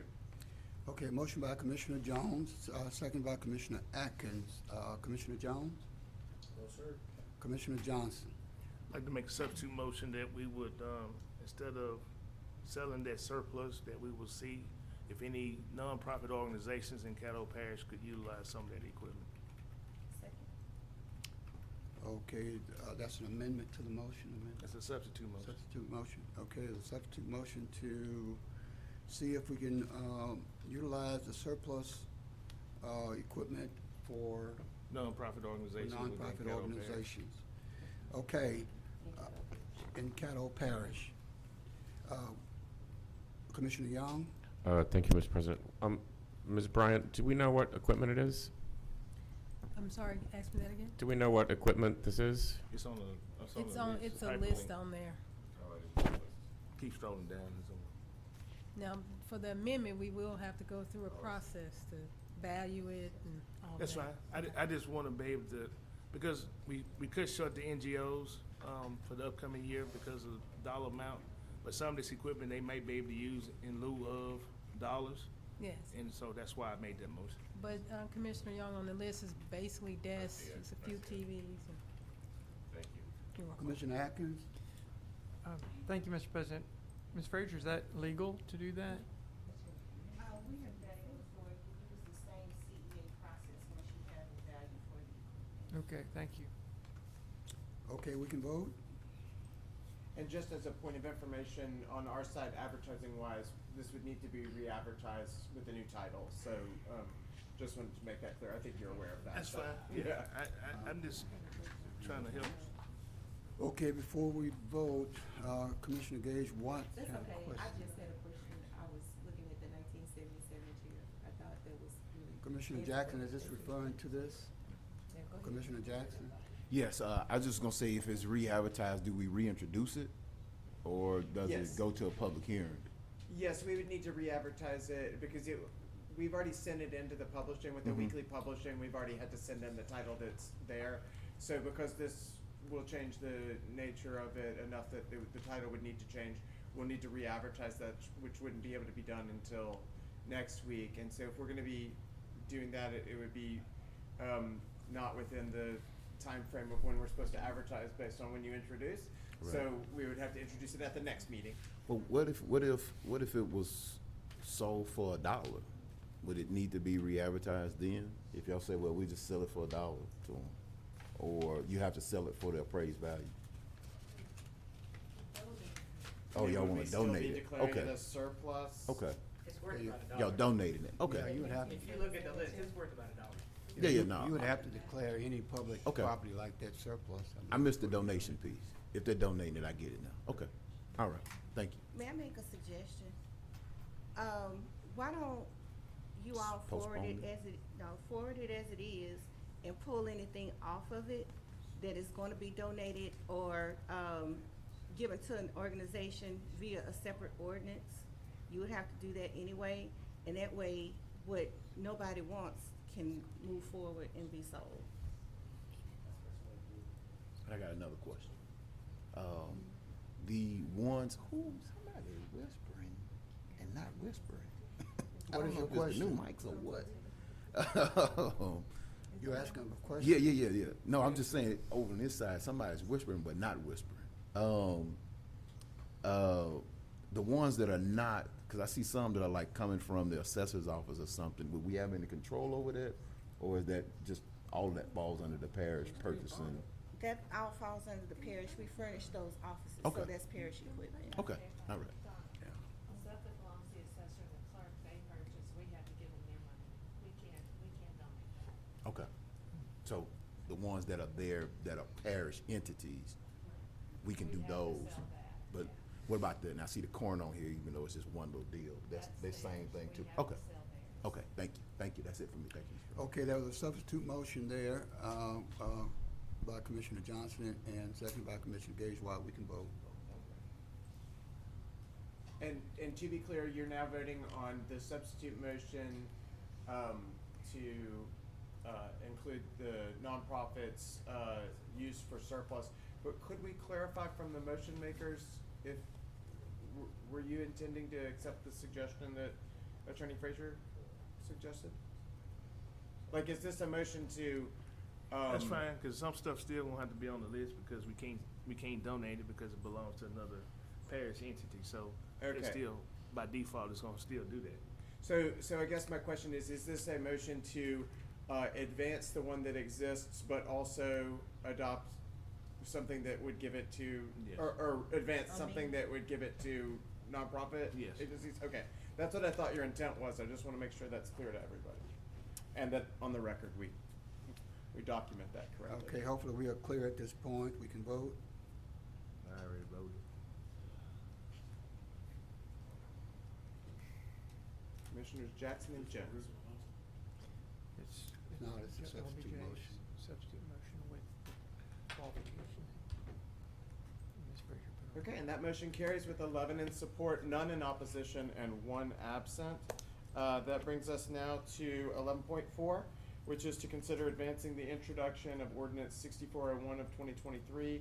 That is an ordinance amending the budget of estimated revenues and expenditures for the Oil and Gas Fund and the Capital Outlay Fund to provide an appropriation for the Food Desert Project in the MLK community and otherwise provide with respect thereto. Okay, a motion by Commissioner Johnson, seconded by Commissioner Gage Watts. Commissioner Johnson. Yeah, this is one of the subjects and projects we had come through the Economic Development Committee. It made it out of the Economic Development Committee, and that's why it's on the floor with the full body. It has been determined that the MLK area is a food desert. There is no fresh produce or fresh food located in that area within a certain distance. We do have some economic development people working on this project that have done major projects in other cities, other states, and this is just something that we want to try to do in the MLK area that will bring that into the MLK area and also raise property values by doing such. So when you raise the property values, then that's when you're gonna get your return on investment, because now they'll be paying higher taxes on some of the new development in that particular area. Okay, Commissioner Atkins. Thank you, Mr. President. Commissioner Johnson is right. This did come out of committee. However, it came out of committee along party lines. I believe all the Republicans voted against it and all the Democrats voted for it. Sorry, Republicans and independents voted against it and Democrats voted for it. In my mind, the project is not well thought out and not economically sound. I've saw no budgets, no projections, no floor plans. It's all very hypothetical at this point, and I think it's way premature for the commission to make any sort of commitment to this project. The commitment that is being proposed is that if the school board and if the city council support it, then we would support it. I don't know about you guys, but I don't want to defer my responsibility on making an economic decision to the school board and the city council. So for those reasons, I'm opposed to this project. Thank you. Commissioner Chavez. Thank you, President. I'd like to make a substitute motion to send this back to economic development. If I get a second, I'll explain. Thank you, Commissioner. Over the weekend, we had a great food distribution with the food bank, and during the progress of that, I talked to Miss Martha from the food bank, and she actually shared some great news with me. I talked to her about this food desert over here on the MLK Drive, and she shared with me some great information that she's actually in the works of setting up a food distribution site at Susla. And I said, well, look, I'd love for you to come down and speak to the commission because we've identified that food desert. We're trying to allocate some money. And she said, well, don't. We already have a solution for that. We're going to do monthly food distributions on Susla's campus. So it seems like we have a local entity that's trying to solve this for us. So rather than us have to put $300,000 of taxpayers on the line, let's at least put this back to economic development. Let's let Martha come down. We already fund the food bank. Let's hear how she's going to do this, and it'll give us some opportunity to have some more information, but also hear a solution that a citizen has made of a local organization that we're already funding. That obviously, just like every district had this food distribution, they know what they're doing. They did a great job. I think it'd be better for us to have her come down, talk about it, and then whatever comes out of economic development from there on, at least we have some more information. So I would appreciate your support in us talking to Miss Martha and seeing how that plays out. Okay, Commissioner Johnson. Yes, I understand that part of the food bank, but you're talking about once a month, and you got people that stay on the Cooper Road 365 days out of the year. I don't know how that would actually work. The food distribution that we do, that food is very random. It comes from wherever is surplus from somewhere else. And we're talking about having the opportunity to have fresh food that doesn't go from one store to another store for them to pick off the shelf. If you look at, that's the reason why you have Shoppers Value. That's the reason you have Super One. those are discount stores, and that food has come from somewhere else before it gets to those stores, and then people pick it off the shelf. I think that they deserve the opportunity to have fresh food as well.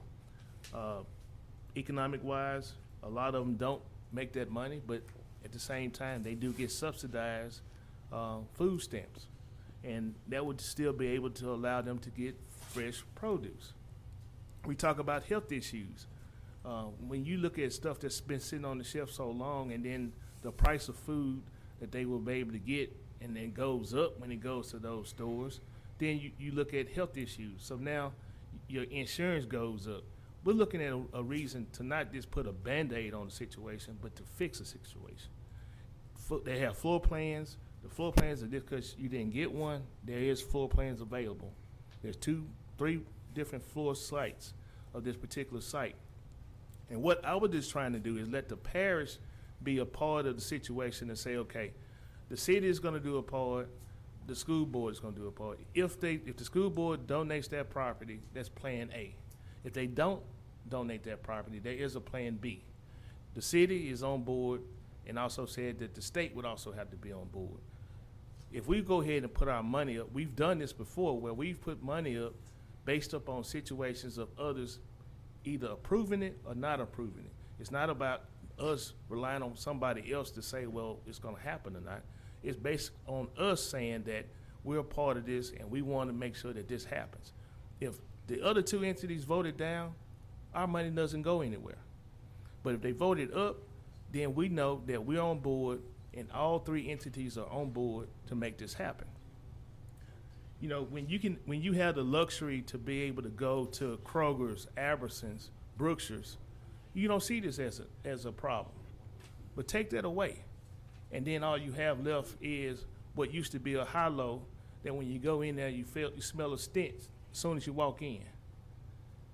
And then you go into Shoppers Value and stuff that's been on the shelf for the longest, and when you take it home, the cans expire within 2 weeks. That's not non-perishable. That's finna perish in 2 weeks. You finna throw it away. And the stuff that goes to the food bank, it's the same kind of stuff. You need to use it as soon as possible. So this is trying to give an area of town that has, by population of the census, 10,000 people. But if you actually go on the Cooper Road, and I can take you through a tour, it's more than 10,000 people up on the Cooper Road. So this is something that we could do that's not gonna strain the budget. It's over a 3-year process to help make this happen. And it's more than just a grocery store. It's also gonna put a Goodwill up there, and the Goodwill is gonna have the training facility so that can then turn around and help some people write resumes and be able to get better jobs. That's all I have, Mr. President. Okay, Commissioner Atkins, is this on the substitute motion? Because this will be your second time. You talked on the first original motion. Yes, sir. Okay. All right, thank you. First of all, I want to be clear, Commissioner Chavez mentioned $333,000, but we're looking at $333,000 over 3 years, so it's $1 million. Just want to make that clear. And I'm empathetic to all the issues that Commissioner Johnson raised, and I don't debate those issues and those challenges that exist on the Cooper Road. I just feel that I have two big concerns. One is I don't think this project is properly vetted and properly analyzed. And two is I think it is economically unsustainable. The Economic Development Committee by charter is supposed to be back things that only have a positive economic impact on the parish. That's always debatable. I don't view this as having a positive economic impact on the parish. I view it, if it came to us as a quality of life issue, that may be a different matter. But I don't think it has a positive economic impact on the parish, and I don't think it is economically sustainable. So someone would need to be in a position to continue to support it on an annual basis into the future. And that's not a commitment I'm willing to make at this time. So for that reason, I remain opposed to this project. Thank you, Mr. President. Commissioner Jackson. Yes, I guess my concern here, and I would, at the meeting when this happened, my concern is it doesn't include the area that was actually identified as a food desert, which was Lakeside and Allendale. And so if we're gonna really talk about a food desert, There was a market study commissioned by Capital One, and I'm looking for it, can't find it, back in 20 whatever. I can't find it, but as soon as I find it, what they found was that if there was going to be a grocery store to be built, it would be built at the corner of Hearn Avenue, and Hillary Huckabee, Caddo Ford, whatever that little intersection is. Because while individuals in MLK asked for or pressed for the food desert, they identified that the areas, Brookshire's and the other stores there, Walmart, service that area. But that can be up for debate if you look at the actual definition of a food desert. That's up for debate. But what they identified was that the actual food desert is a critical food desert in the Lakeside Allendale. And I don't know how we come to this, and they're not a part of the discussion. And so I don't know if there's a market study to accompany this or something, but I have to question, how did Allendale Lakeside get left out of whatever it is that's going on here? And I don't know if this is just the neighborhood pushing this or what. I wasn't privy to that meeting. I hadn't gone back to look at the minutes. But if I'm going to support something to do to address food deserts, I'm going to believe that it's got to address the issues in Lakeside and Allendale as well. I can't sit here and say I'm going to support something when I know for a fact that there's empirical data, and I'm more than happy to share, where it talks about this food desert. So I think whatever it is we decide to do today, we need to make sure that we're looking at our parish as a whole, as it relates to food security, food insecurity, and addressing it from a food desert perspective.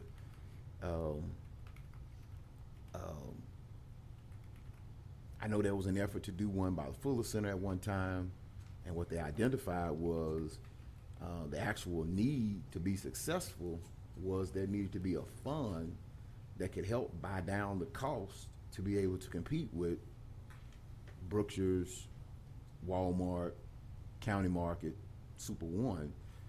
There needed to be a fund to help offset the cost, the loss, mitigate the loss there.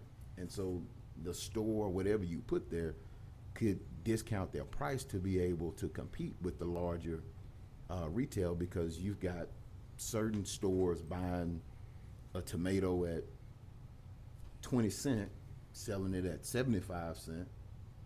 But the standalone store in these particular areas, they would buy their tomato at 50 cents and try to sell it at $1. I'm not the math person in the room, but I think y'all get what I'm saying.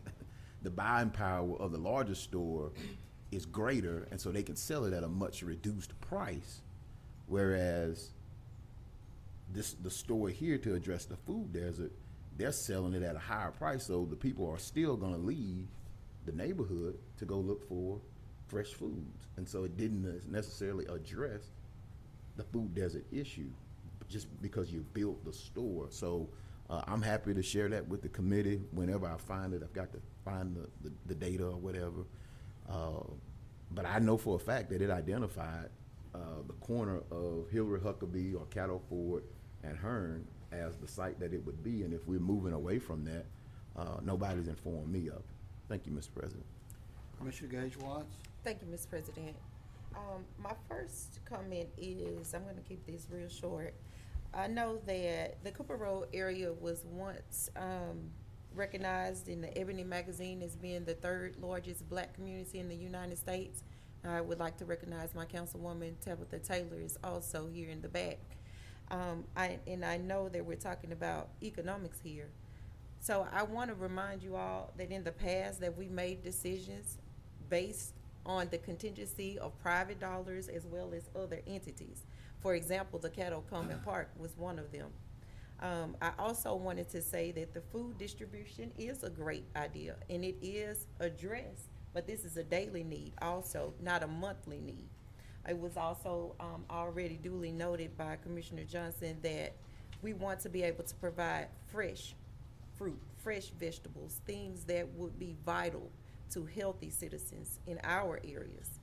I know I heard something that we've began to do again. I'm gonna just say that. But I wanna say this, that this decision today should not be based upon your political stance. It shouldn't be a political decision, it should be a people's decision. So I'm not sure if that's what you meant when you said that about the parties and where it passed from the committee, but that should not be our decision. That should not base what people's needs are, okay? So I'm gonna ask you, to let that show up today in your votes. Thank you. Okay, Commissioner Johnson. Point of order, Mr. President. Mr. Johnson's already spoken on this. I got 2 chances. But others haven't I spoken think at all. did you speak on the substitute motion or the original motion? Because Commissioner Atkins spoke on the original motion, and I let him speak on the substitute motion. That's correct. So that would be the only clarification, Mr. Lazarus. Commissioner I Johnson? spoke on both. Oh, you did both? Yeah. Well, okay, well, that, Commissioner Young. Thank you. Thank you, Mr. President. To my colleagues, I like this idea. I think it sounds interesting. I still have a lot of questions about it. I wasn't at the Economic Development Committee meeting. I didn't get to ask any questions of the people who are proposing to develop it. The idea from the food bank is an interesting one, although, of course, a 1-month option is not the same as a grocery store. So I'm going to vote to send this back to committee, and I'll be sure to attend the next committee meeting that discusses it. I don't have enough information yet to commit to move this forward, but I look forward to learning more about it really soon, and you know, I'm a persuadable vote about it either way. Thank you. Commissioner Lazarus. Call for the question. Okay, the question has been called for, and there is a second. We'll vote on we'll vote on the call for the question.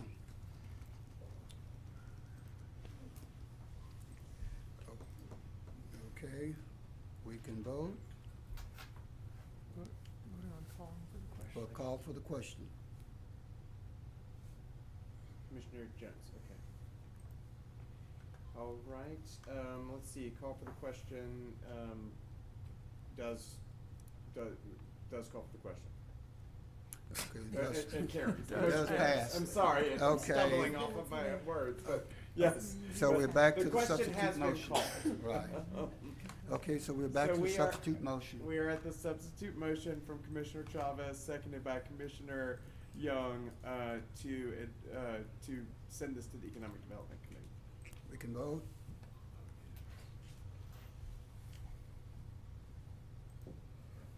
And that motion carries with 8 in support, 3 in opposition, and 1 absent. That brings us now to 11.5, which is to consider advancing resolution 60. President. Commissioner Jackson. Yeah, I would like to move, well, never mind, because I want to add an amendment, but I guess you do that, I'm not on that committee though, right? Okay, I guess I'll deal with it at the floor again. I know you sit in on it sometimes. I don't know Okay. if you're on the committee. Don't worry about it, I'll Not in come front of back. you. I'll look at it and come back. Okay,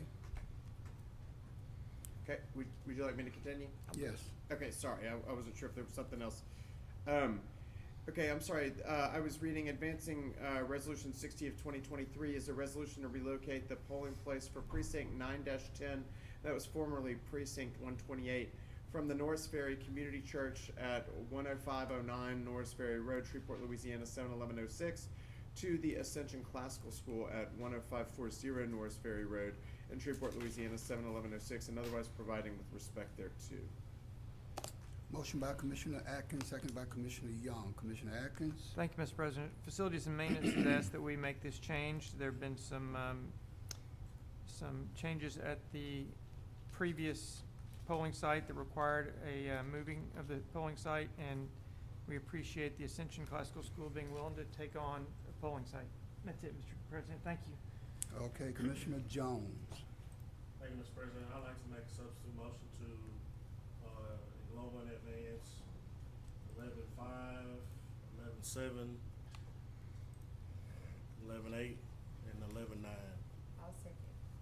Would you also like to include that, the second special resolution that was added? From the agenda edition? Uh-huh. Yes, sir. Okay, so that would be 1110 is that item.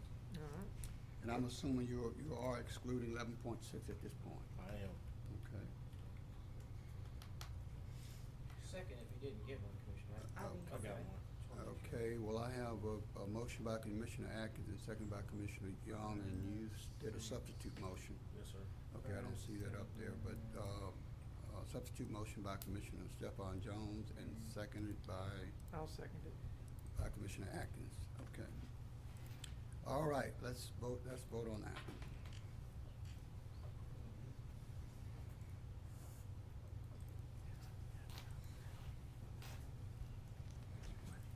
And that motion carries with 11 in support, none in opposition, and 1 absent.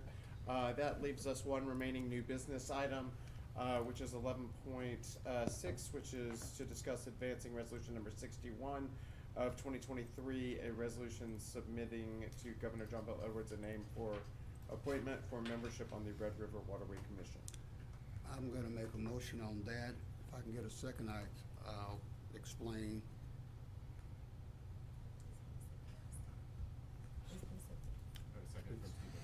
Okay, it's been seconded by Stephen. The reason why this is on there, if many of you recall, some of you weren't here, like Grace wasn't here. I say the reason why this is placed on there, I think Grace is about the only one that was maybe not here, may be Stephon. But we had some issues that we were dealing with back early on Cross Bayou, as well as the Locks and Dam development up north of Shreveport, and we was trying to get some information from the Red River Waterway Commission because they're the one who's in charge of the waterway. And we did our due diligence. We sent emails, and I think we sent a letter. I was trying to get Jeff to find that because there was a discussion on this horseshoe about not being able to get anyone here to make a presentation to us. And we have an appointment that we make directly from the commission. It's recommended to the governor. And we contacted our representative, and you can correct me if I'm not wrong because I'm trying to recall this based upon that, because we were going to deal with it at that time, but as president, I said, well, let's push it to the end of the year. So see if we can get this resolved. We never got anybody to come to make a presentation to us. We contacted our representative. He punted it to, as I can remember, he punted it to the director. We sent an email to the director. I called the director because I was a former member of the Red River Waterway Commission, in which I was replaced by Mr. Versa Clark, who is sitting out there in front of us today. And the director said that if we want to send him some questions, he'll answer those questions. And I think the commission, from what I remember us discussing, if we have somebody that we send down to represent us, then we are entitled to them coming and making a presentation to us if we ask. And that's kind of where we left it. We talked about then we need someone who will do that. And so we left it at that because we never got any information on it. And so that's the reason we put it back on the agenda here to give consideration to getting someone who will be willing to come and make a presentation to us when we ask. So that is the explanation as I remember it. If I'm wrong, then you can correct me. But that is how I understood it, because I remember you specifically speaking about it, Commissioner Atkins. So that's where this is. So that's the explanation. Oh, Commissioner Johnson. Thank you, Mr. President. I just want to say, if we're going to do that, we're going to need to be real consistent, because we've asked the Caddo Parish voter of register to come down, and he has not been down. We have asked, but we haven't put a recall or to say that we want to redo the process to get rid of him, or put any kind of legislation to say that if they don't respond, then we get rid of them in office. We didn't do that. We also have asked Sheriff Prater to come down here. Sheriff Prater hasn't came down here. And so we hadn't done a recall on the sheriff. So, and then if we want some information about the port of Caddo Bossier, then we don't ask Ms. Bryant, we get Eric to come down here. I mean, she's capable of doing it, but we don't require her to come. We want the director to come. And so what Mr. Latier did was basically gave it to the director for the director to respond on behalf of the Red River Waterway. Just like when you have a press conference, they want the president of the commission to talk on behalf of the commission and not just anybody. Sometimes we do get interviewed, but on the most point, when there is a public ceremony, they want the president of the commission to be there to do that. So what Ron did was basically did protocol and passed it to the director for the director to answer any questions that the commission might have had. Whenever I call Mr. Latier, I get answers. It's about, I mean, I guess how you approach a person to get an answer that you need. If we're gonna be consistent, let's be consistent across the board and all the way around. And if we're not gonna, we're gonna cherry pick this person here because this person didn't respond to me the way I wanted them to, then we need to do that all the way across the board and not be, to me, cherry picking and being petty to say, pick this one, not pick that one, pick this one, and not pick that one. I just want us to be consistent. Even when I'm gone, please y'all be consistent. Because when y'all not gonna be consistent, I'm gonna come down and I'm gonna talk from that podium and tell y'all that y'all not being consistent. So, that's all I'm asking. This, if we're gonna do stuff, let's do it consistently and not show favoritism or dislike one way or the other. And I would be voting to not support this. Commissioner Chavez. Thank you, President. I do recall, President, you making conversation in the past about trying to get them down here. I know there's been, not just within the last year, but the previous years, a few issues trying to get somebody from the Red River Waterway Commission. I guess my only question would, is this resolution to send to Governor John Bell to remove the current representative and replace them with this gentleman? And do we have the power to do that? Or is this just a resolution saying that we would like this done? Well, I had the clerk to research that because I know this is different than, say, Mr. Clark's appointment because his came from the senator. We make a recommendation because that is our only appointment. Gotcha. The commission's only appointment. And you make a recommendation to the governor that's in office. So maybe this needs to be changed to just governor because we have a new one that's gonna be coming up. So I'm not clear on that.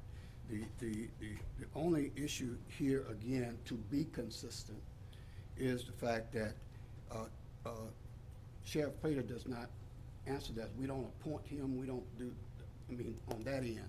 Now, the situation, just as a clarification, the situation with the register of voters, I know we hired them. Point of order. Yeah, he asked a question, so if you answer the question, then. Well, I'm answering his question, but giving him an example, okay, and just so happen to be the example that you gave.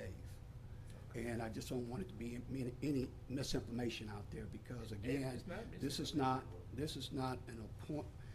Sheriff Prater is not. We don't appoint him. The people elect him. Dale Sibley, I'm not clear on that because I wasn't here when he was hired.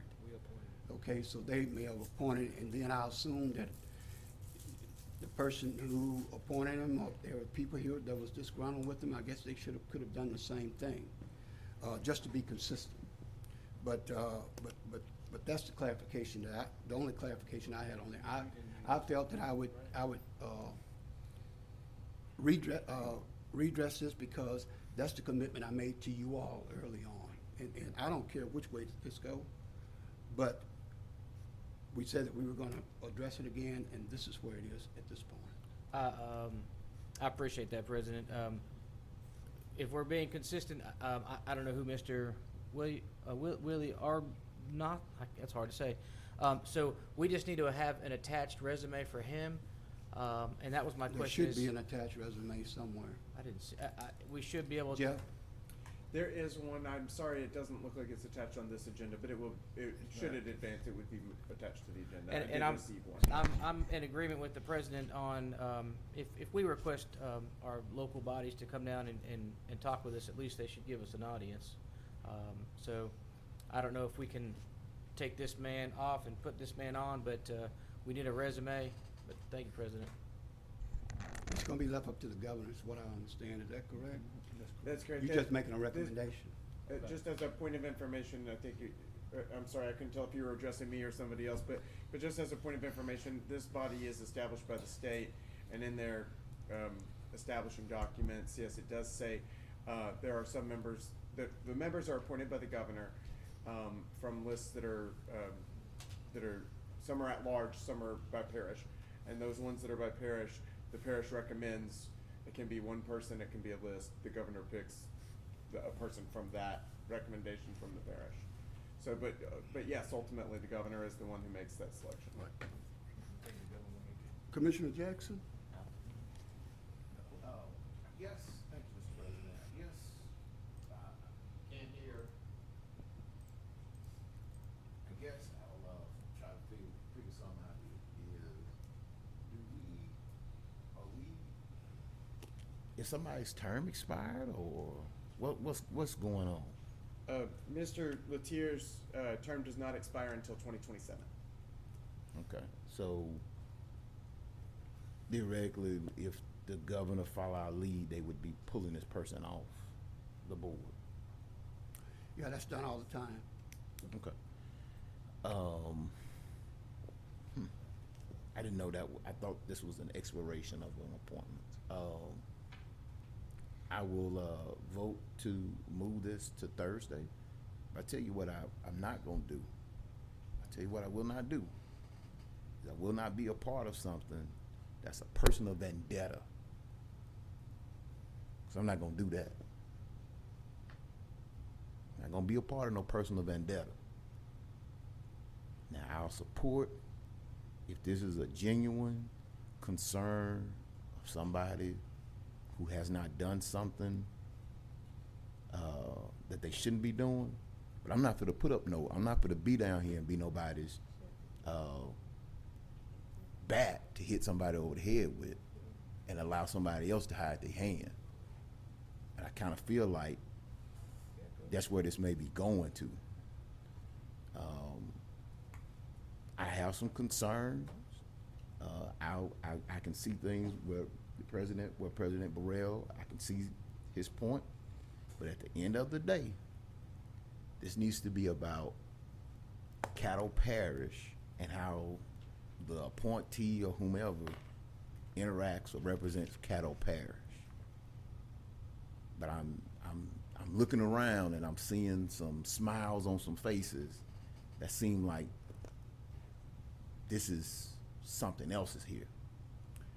Well, let me inject this. This was discussed on this Okay, board right bring me here. up to speed. No one particular person.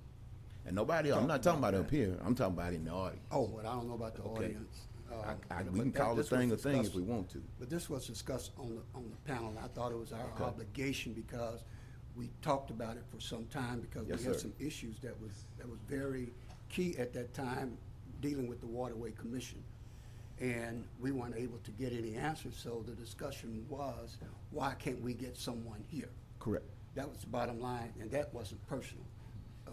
But where has it been discussed that the current appointee was problematic? And that's where I think I may be missing. Because again, if there's something where the current appointee is problematic, I may have missed that. And if I did, catch me up on it, I will vote to move it to today. To Wednesday. To Wednesday? I guess we can't meet on Thursday. You're right. I won't even be here. I may not be here Wednesday anyway. But I'm not going to be involved in some personal, vindictive matter that's going to give somebody some that they can run out and say, ha, ha, ha, look at how we were able to embarrass or get this person. And I would encourage everybody up here not to be a part of that. Now, if we've got an issue with how the appointee is representing themselves, that's legitimate. I'm with it. I'll support that. But we need to be able to substantiate that. And so that's my thing. And so I guess we got a day or two to talk and bring those things to light. But I'm just not gonna do the whole pillow talk stuff. That ain't gonna fly with me. So, thank you, Mr. Okay. President. And I'll, if we gotta get together, I respect you. I respect your Well, it position. ain't about me now. I know. Well, but who brought the resolution? I brought the resolution because the panel just, that was the consensus of the panel when this issue came up. That's the reason why it's not personal. Okay. I must have missed when it came up. Well, you must have been out. Point of order, Mr. President. Yeah, speaking back and forward to each other.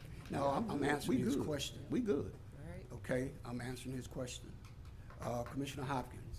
I was next. Oh, Oh, well, I wasn't finished. I don't know what you're happened. after. Well, again, I'll just close. I respect you, and we'll get together. I guess we'll get together to figure out what actually, but it's just the smiling faces are concerning me. Thank you. I don't know who's Thank smiling. Okay, Commissioner Hopkins. Yes, Mr. President, I'd like to move this forward, but for a vote on December the 7th. The 7th is our next meeting.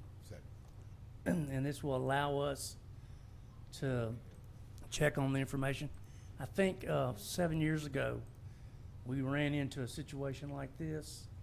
We submitted a name to the Red River Waterway Commission, and somewhere midline, they changed the vote.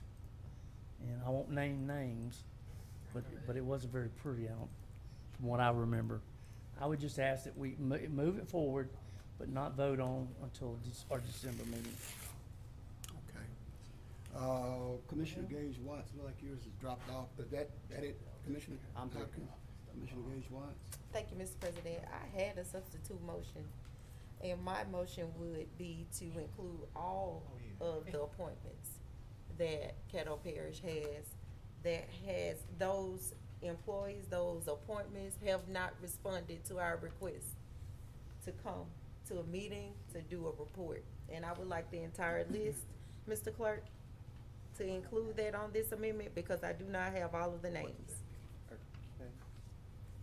And you're asking for all of the names of people who we may have requested to appear that haven't? To be included in this resolution. Okay. And what it is to do, I'm sorry, I was sidetracked there. All of the ones who have not responded to commissioners' requests to come to give a report or to answer questions that we may have individually. I think if we're going to do a resolution, if it's appointments through this body, then we should include all of them. I don't think it's right for us to disenfranchise one person. Well, I agree with that, but do we know who those are? I'm sure we can pull it. Okay. All right. Did I get a second? That was a substitute, well, somebody made a substitute motion to, it's two substitute motions. Can I ask a point of, just to clarify? Okay. I'm sorry.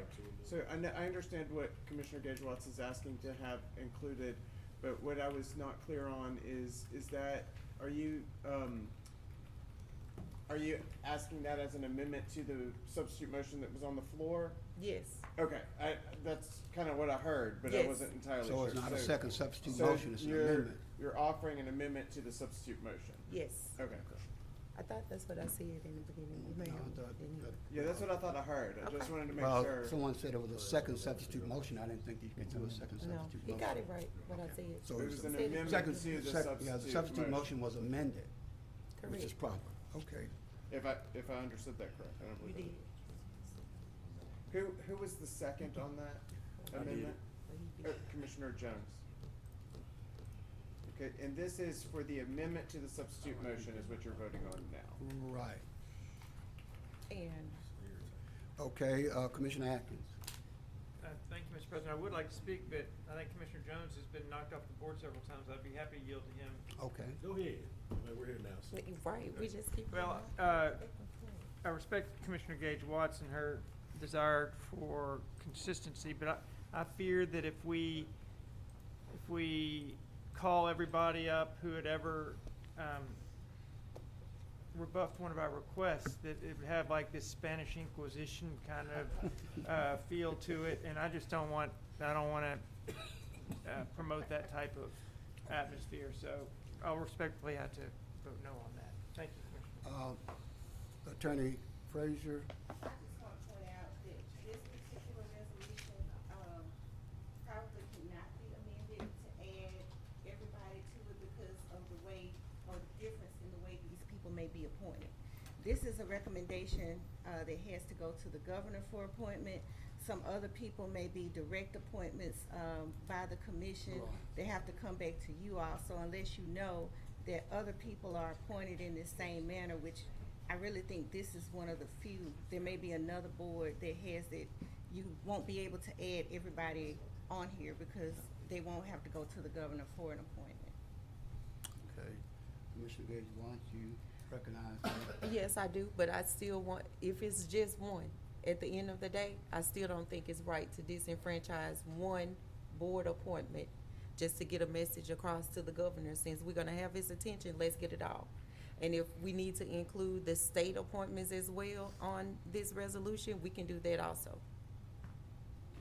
So if I need to include that in my amendment, So I think what, if I could, I think what Attorney Frazier is saying is that because this resolution is structured to address an unusual type of appointment, it would be consistent to include others that are appointed in this same fashion perhaps, but there's not very many of those. That doesn't include very many appointments. that's fine. I understood what she said. Yeah, and I'm just saying it for the record, for the benefit of everybody. Okay. So I think that we're clear on that, right? Like that's, and just so I'm clear on the directive, would you also like included like a list of, like it wouldn't change the appointment, but would you also like a whereas clause that includes other people who have been requested and not been able to come? Is that- Absolutely. Okay, that's what I kinda thought your intent was. Okay, Yes. I just wanna make sure. Okay, Commissioner Jones. Call for the question. Okay, the question has been called for. Is there a second? Second. Okay, there's been a motion and a second to call for the question. We can vote?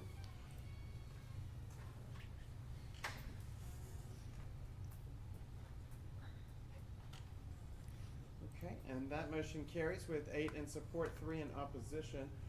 So that we now are voting on the amendment, which would add language to the substitute motion that would include references to other appointments that have also not been responsive to requests to report. Okay, we can vote.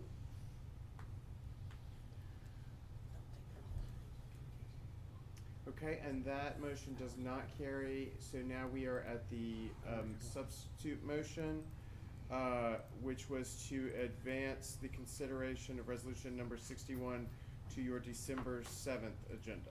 We can vote.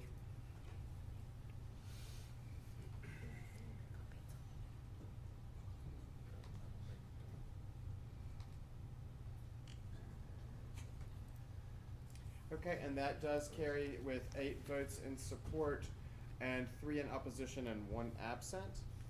I believe that now addresses all items under your new business section and brings us to communiques and committee reports. Okay, get on the board for any additional communiques or committee reports. I see none, Mr. Clerk. Okay, we have no requests for citizens' comments. Move for adjournment. Adjourn. Second. Yes, sir. Coming down here.